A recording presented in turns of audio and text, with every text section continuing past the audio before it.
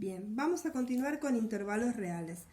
Cuando yo quiero mencionar el conjunto de los números reales que está comprendido entre 1 y 3, ese conjunto no está formado por el 2, porque tenemos que tener en cuenta que entre el 1 y el 3 están todos los números reales, los decimales, las fracciones, que no solamente estamos trabajando con el conjunto de los naturales.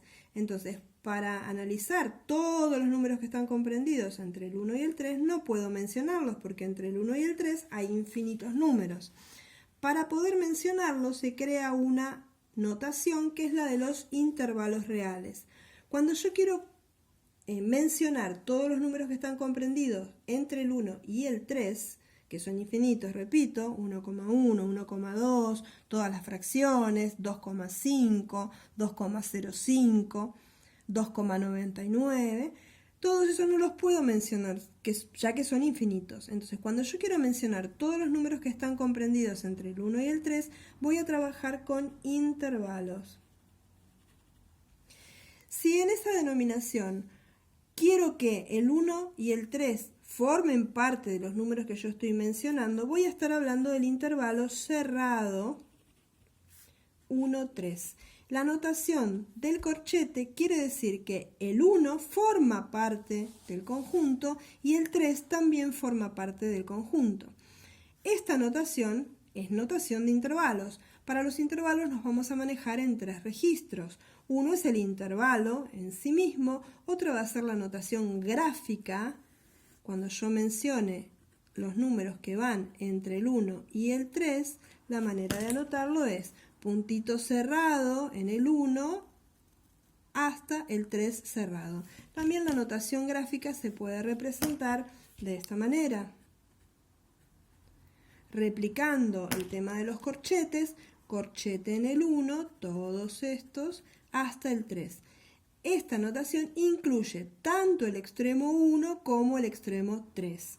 Entonces tenemos el registro en forma de intervalos, el registro en forma gráfica y nos faltaría el registro en forma de desigualdad.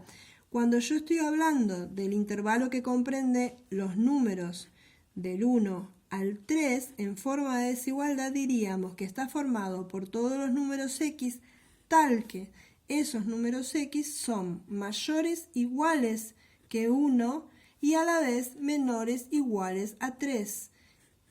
Esta notación es en forma de desigualdad.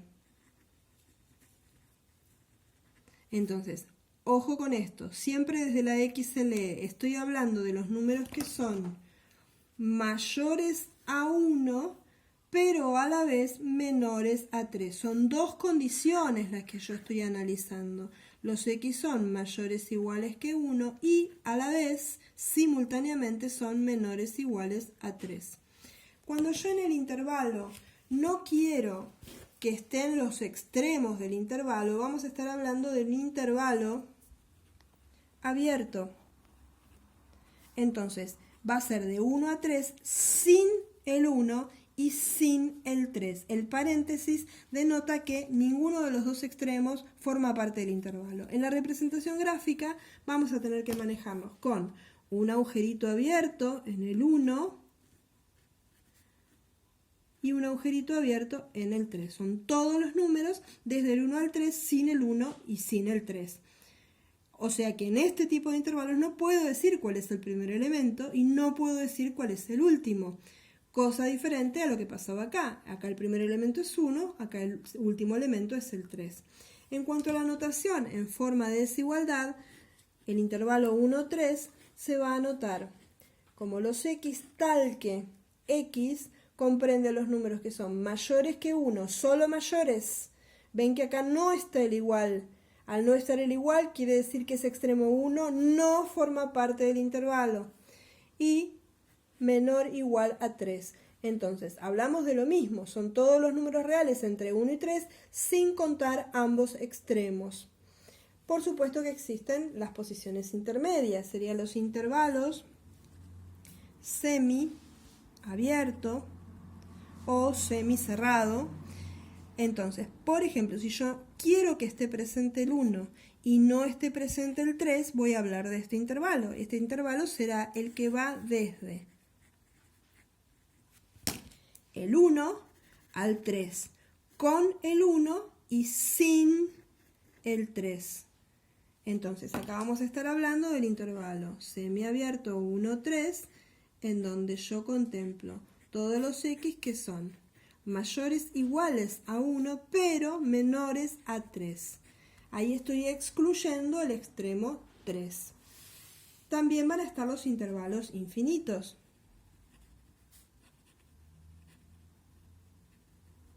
Si yo quiero analizar los números que van desde el 1 en adelante, sin poner cuál es el límite, cuál es el último elemento, es decir, desde el 1, incluyéndolo, de acuerdo a esta notación, en adelante, vamos a estar hablando del intervalo 1 infinito. El infinito siempre se anota abierto. En este caso sería infinito positivo, podríamos aclararlo. Entonces, el intervalo 1 infinito, en la notación de desigualdad sería los x tal que x, solamente le voy a poner la condición de que sea mayor o igual a 1. Y no hay límite, no hay último elemento en este intervalo. Por supuesto que el extremo también puede estar abierto. Entonces acá sería desde el 1 en adelante.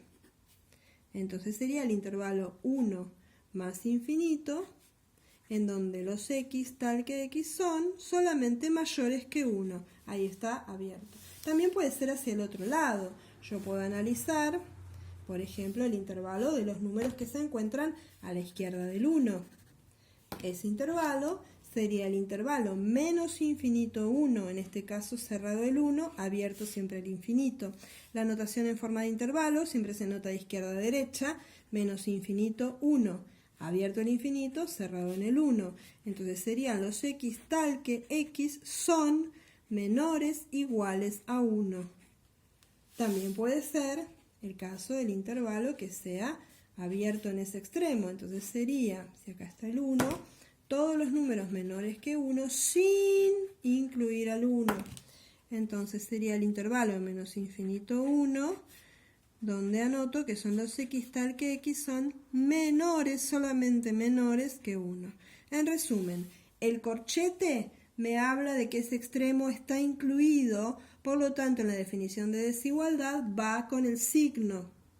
Cuando estamos hablando de que ese extremo no está incluido, no pertenece, está con el agujerito, es decir, de esta manera, excluyo al 1 y excluyo al 3, estamos hablando de todos los números que están entre esos dos extremos sin esos extremos. Por eso es que acá no aparece el signo igual. Puede ser los dos extremos cerrados, los dos extremos abiertos, 1 y 1, o intervalos infinitos. Vamos a ver ahora algunas operaciones con intervalos.